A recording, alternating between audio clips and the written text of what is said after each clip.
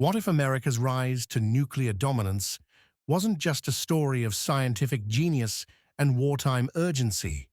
What if the greatest arsenal the world has ever seen was built on a foundation of invisible poison, leaking into the soil, into the livestock, into the lungs of a people who were never told they were in danger?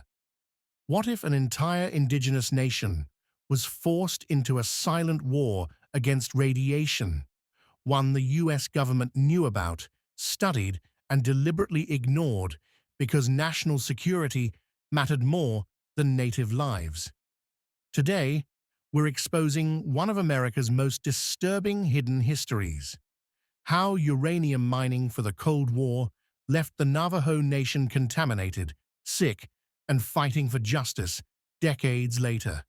Picture winds blowing across the southwestern desert, a dry landscape dotted with sheep, red rock mesas glowing under the sun, and underground, uranium, the key to unimaginable destruction. When the US needed bombs, they came here, promising jobs and prosperity. What they left behind was grief. Mines abandoned with toxic waste still leaking today, homes constructed out of radioactive rock, children playing in glowing sand that sparkled in daylight, unaware that every step carved a countdown inside their DNA. The Navajo people have a word for this land, Dineta, sacred homeland, but to government agencies and mining corporations, Dineta was just a resource to exploit. How did the most powerful nation on Earth justify sacrificing an entire community to radiation? Why did it take decades for the truth to come to light? And more importantly, why isn't this history taught in every school? Let's begin the story of America's radioactive reservations. In the aftermath of World War II, the United States entered the atomic age convinced that its future, and the world's fear, depended on nuclear weapons. Uranium became the new gold, and the government scoured the country for it. They found tons of it embedded deep in Navajo land, an area the government had already forced the Navajo people onto after centuries of displacement. Mining companies, backed by the US Atomic Energy Commission, arrived with contracts, promises, and propaganda. They told Navajo miners the same things they told miners everywhere. It's good work, good pay, a fresh start after years of poverty caused by federal policies. But they didn't say radioactive dust kills. They didn't explain that uranium ore emits alpha radiation that can scar lungs, mutate cells, and cause cancers rarely seen in young, healthy people. They didn't mention that the Navajo language had no word for radiation because this danger didn't exist in their traditional world. Miners entered narrow tunnels, blasted into sandstone cliffs, spending long hours breathing dust so thick it coated their lips. They drank water inside the mines that had flowed over radioactive rock.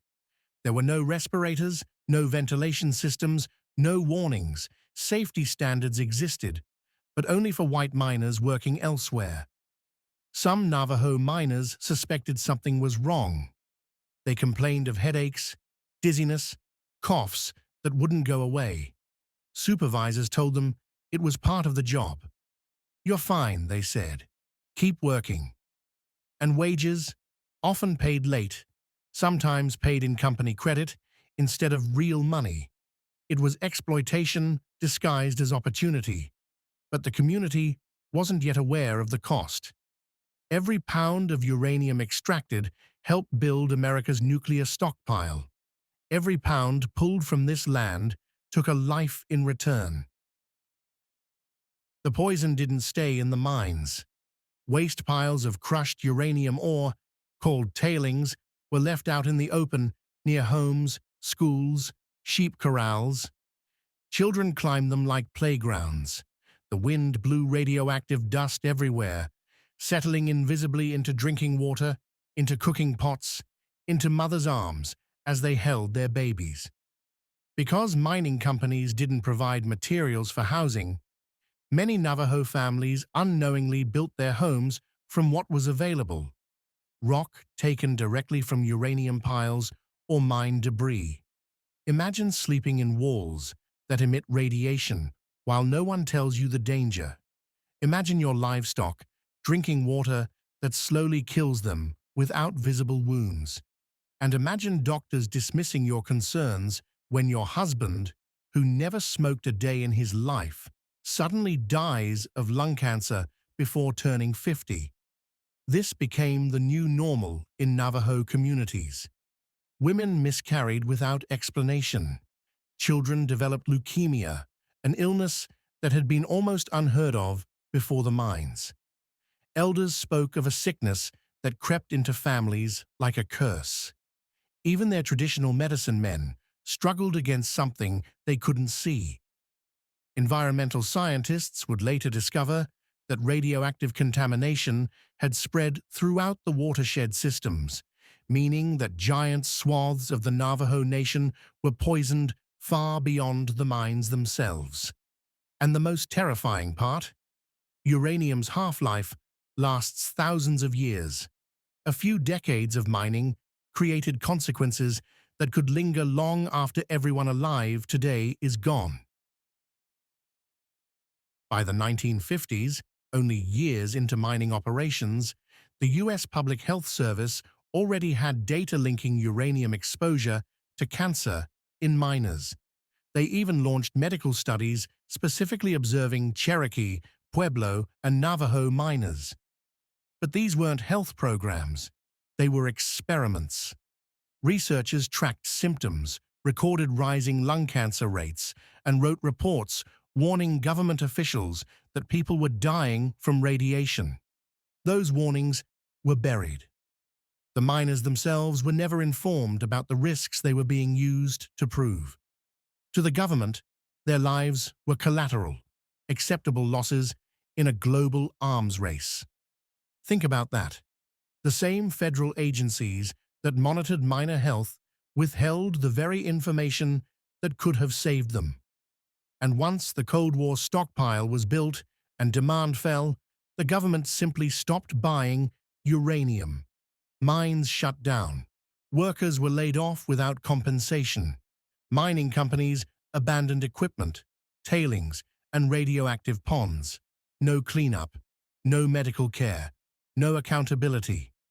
The U.S. government responded to Navajo complaints by claiming the mining was a private industry problem, even though federal agencies had exclusively purchased the uranium, regulated the mines, and controlled the prices. It's not just negligence, it's betrayal documented on paper.